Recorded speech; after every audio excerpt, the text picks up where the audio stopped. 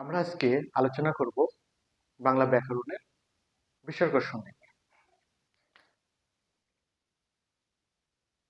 তাহলে হচ্ছে যে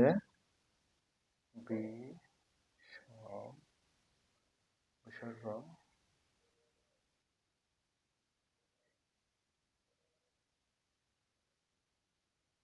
বিসর্গ সন্ধি।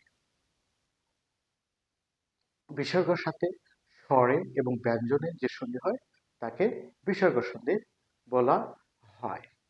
তবে বিসর্গ সন্ধিকে কয় ভাগে ভাগ করা যায়? বিসর্গ সন্ধি দুই প্রকার।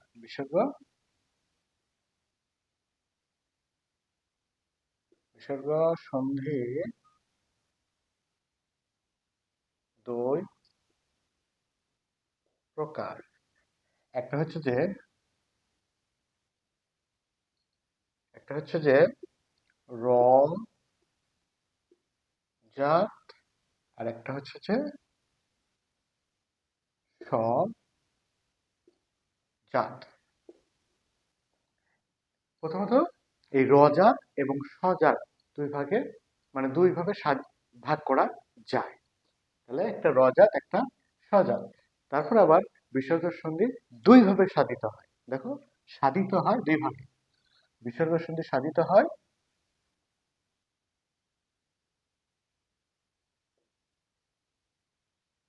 বিসর্গ সন্ধি সাধিত হয় দুই দুই ভাবে। এক নম্বর হচ্ছে যে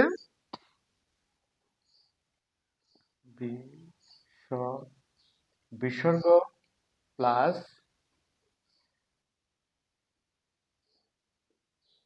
স্বর। দুই নম্বর বিসর্গ প্লাস ব্যঞ্জন। তাহলে আমরা সর্বপ্রথম জানলাম বিসর্গ সন্ধি কাকে বলে। যে বিসর্গের সাথে স্বরে এবং ব্যঞ্জনের যে সন্ধি হয় তাকে বিসর্গ সন্ধি বলে। তাহলে বিসর্গ সন্ধি প্রথমত দুই প্রকার। কি?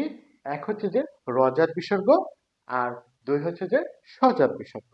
আবার আবার আরেক ক্ষেত্রে বলা হয়েছে কি বিসর্গ সন্ধি কয় ভাগে কয় ভাবে সাধিত হয়। বিসর্গ সন্ধি দুই ভাবে সাধিত হয়। একটা হচ্ছে যে বিসর্গের সাথে স্বর অর্থাৎ স্বরধ্বনি, আর আরেকটা হচ্ছে যে বিসর্গের সাথে ব্যঞ্জন ব্যঞ্জন ধ্বনি।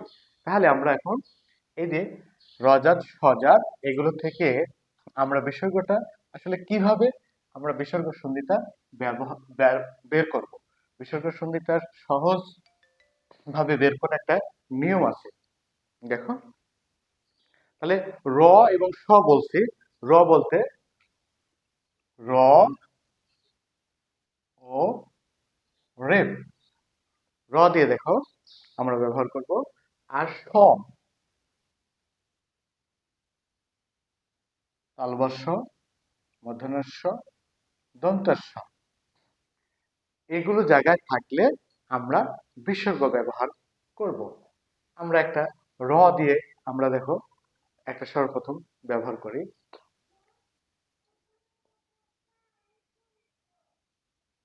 র দিয়ে আমরা ব্যবহার করব হচ্ছে যে নীরব।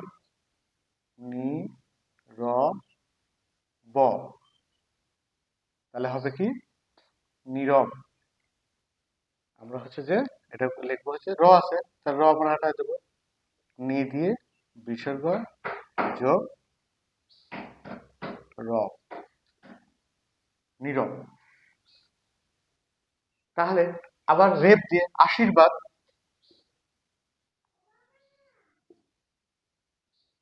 আশীর্বাদ, আমরা এই রেপটা তাহলে আমরা এখানে বিসর্গ ব্যবহার করি কি